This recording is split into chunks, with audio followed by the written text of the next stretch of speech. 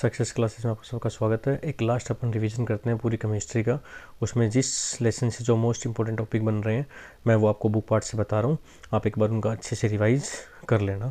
सबसे पहले मेटल और नॉन मेटल वाले लेसन से बात करते हैं। तो मेटल की जो फिजिकल प्रॉपर्टी है उसमें सिर्फ आपको ध्यान में रखना है कि मेटल की जितनी भी फिजिकल प्रॉपर्टी है उनमें से सिर्फ दो प्रॉपर्टी आपको याद रखनी है।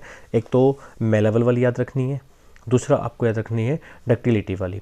और इन दोनों की प्रॉपर्टी के साथ साथ में आपको इन दोनों के एग्जांपल्स भी याद रखने हैं। उसके बाद में अपन बात करते हैं यहाँ पे कि मेटल्स जो होती है उसमें good conductor of heat and bad conductor of heat याद रखना है। उसके बाद में आपको गुड कंडक्टर ऑफ इलेक्ट्रिसिटी याद रखना है। नेक्स्ट अपन इसमें बात करेंगे, यहाँ पे हमें याद रखना है सोनोरस का डेफिनेशन। उसके बाद में अपने को कुछ नॉन मेटल एंड मेटल के अंदर कुछ अजप्शंस जो होते हैं वो अजप्शंस अपने को याद रखने हैं। इसे पॉइंट नंबर 1 में है।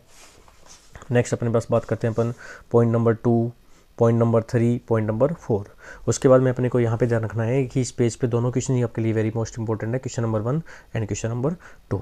उसके बाद में अपन नेक्स्ट पेज पे बात करते हैं। तो यहाँ पे सिर्फ आपको एक ही टॉपिक पढ़ना है, व्हाट इज एम्फोटेरिक ऑक्साइड, कि आपका एम्फोटेरिक जो ऑक्साइड होता है वो कौन से ऑक्साइड होते हैं, इनकी डेफिनेशन और इसके एग्जाम्पल आपको याद करना है। उसके बाद में अपन बात करते हैं अगले पेज पे, अपने को ध्यान में रखना है यहाँ पर एनोडाइजिंग प्रोसेस के बारे में। आपको एनोडाइजिंग प्रोसेस के बारे में 1 मार्क्स का क्वेश्चन पूछा जा सकता है। उसके बाद में अपने को याद रखना है यहाँ पे हम मेटल और नॉन मेटल में सबसे पहले मेटल की केमिकल प्रॉपर्टी बात करेंगे। और यहाँ हम जिस प्रॉपर्टी की बात करें वो है मेटल का रिएक्शंस वाटर के साथ। तो उसमें अपने को ध्यान रखना है कि cold water, hot water and steam, यानी वाटर की तीनों स्टेट में से किस स्टेट के साथ कौन सी मेटल रिएक्शन करती है और कौन सी ऐसी मेटल है जो वाटर की किसी भी फॉर्म के साथ रिएक्ट नहीं करती है। नेक्स्ट पेज पे अपन बात करते हैं यहाँ पे। तो यहाँ पे अपने को ध्यान रखना है what is aqua regia. Aqua regia में हम कौन से एसिड यूज़ करते हैं, उनको कितनी क्वांटिटी में यूज़ करते हैं और इसका क्या यूज है वो अपने को ध्यान में रखना है। फिर अपने को पूछा जाता है यहाँ पे क्वेश्चन रिएक्टिविटी सीरीज से, कुछ मेटल्स के सिंबल्स आपको देंगे और कुछ को आपको असेंडिंग ऑर्डर में या फिर डिसेंडिंग ऑर्डर में अरेंज करने के लिए बोला जाएगा। नेक्स्ट अपन बात करते हैं यहाँ पर इस पेज पे जो आपके लिए जो क्वेश्चंस दे रखे हैं पेज नंबर 46 पे। तो इस पेज नंबर 46 पे जो क्वेश्चन अपने वो question number 1, 2 and question number 4, 5 ही आपको तैयार करना है। Question number 4, question number 5, question number 1 और क्वेश्चन नंबर 3। उसके बाद में अपन बात करते हैं इस वाले पेज पे जो अपने को electronic configuration of some element दे रखा है, उसमें नोबल गैस के एग्जाम्पल आपको याद रखने हैं। फिर सोडियम है, सोडियम को ले लो आप, एल्यूमिनियम को ले लो, पोटेशियम को ले लो, इधर नाइट्रोजन, फ्लोरीन, इनके इलेक्ट्रॉन्स सेल के अंदर कौन कौन से सेल में कितने कितने इलेक्ट्रॉन डिवाइड किए हुए हैं, इनके बैलेंस सेल के बारे में आपसे पूछा जा सकता है। उसके बाद में यहाँ इस पेज पे आता है फॉर्मेशन ऑफ सोडियम क्लोराइड का। नेक्स्ट पेज पे अपन बात करते हैं फॉर्मेशन ऑफ मैग्नीशियम क्लोराइड का।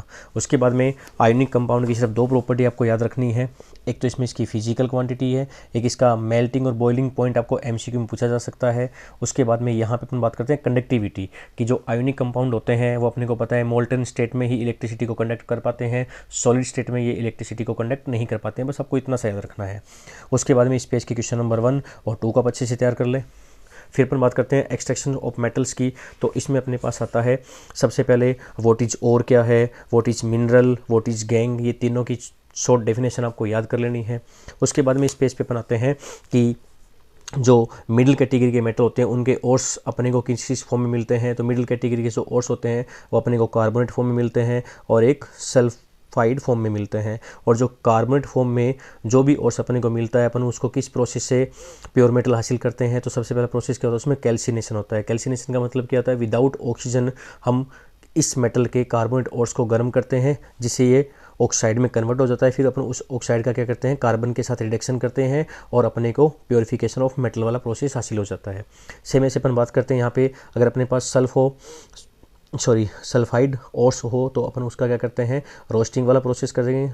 रोस्टिंग का मतलब क्या होता है कि अपन एयर के प्रेजेंस में उसको हीट करते हैं। सेम यही होगा, ऑक्साइड ऑफ मेटल में कन्वर्ट होगा, उसके बाद अपन कार्बन के साथ इसका रिडक्शन कर लेंगे और प्योरीफिकेशन ऑफ मेटल हो जाएगा। नेक्स्ट अपन बात करते हैं यहाँ पे extracting metal low in the activity series. तो इसमें अपने को बस ध्यान रखना है कि इसके अंदर अपन कौन सी मेटल को यूज़ करते हैं, मरकरी को, और मरकरी के ओर्स का नाम क्या है, सिनाबार है बस। उसके बाद अपने को ध्यान रखना है कि मर्क्यूरिक सल्फाइड आप जिसे बोलते हो, जो मरकरी का ओर्स होता है सिनाबार, उसको अपन एयर के प्रेजेंस में गर्म करते हैं। जैसे अपन उसको गर्म करते हैं वो अपने को ऑक्साइड फॉर्म में मिल जाता है। फिर फर्दर यानी कि हम कब तक इसको और आगे गर्म करेंगे, जब तक ये ऑक्साइड फॉर्म वाला और यहाँ से रिमूव नहीं हो जाए, अपने को प्योर मरकरी नहीं मिल जाए। तो बस ये 2 रिएक्शंस आपको ध्यान रखनी है। उसके बाद में इस पेज पे मोस्ट इंपॉर्टेंट अपने को याद रखना है what is roasting and what is calcination.